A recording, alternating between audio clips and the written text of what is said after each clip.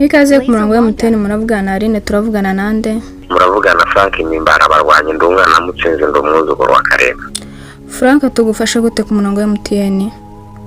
Numvise yuko mufite aho ngaho banka ngo ziguriza abantu se naho ngaho ngo utanga ibanje nyine ku bakiriya bari. Dutanga iki? Numvise yuko mufite aho ngaho banka zitanga ibanje ku bakiriya banyu zitiza abantu se nyine zikabaguriza. Uravuga mo cash Frank?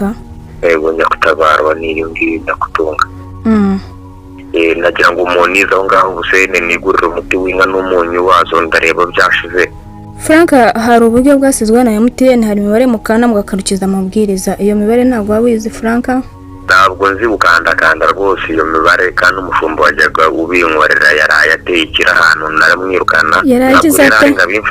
Nari mfite umushumba ufite umuzi wo gutera kiro, hanyuma rero ijoro yateye ikiro bwa nyuma ndamwirukana. Frank, ngo uwo mukozi yaragize ate? Niyateye ikirahantu none namwirukanye rero iyo mibare ntabwo nzi kwikanda mu nyambye mwansunikiraho Hussein aho ngaho mukanizi banje aho ngaho mwigurira umunyu w'inka n'umuti wo koza. Frank, mwaza kwegera aba agent ba MTN babegereye bakaza kubafasha. Hari ikindi kibazo ufite ku murongo wa MTN Frank? Ikindi kibazo nari mfite. Kambere ngaha natereyeho umukozi mukora mu gitongo kimwe na MTN ngo ndiyo musabye ikishongoro cya gatoki ngo nyikoresha nkora tune. Ngo wagize ute? Nahamagaye umukozi mukora aho ngaho muri MTN aho ngaho mukorana.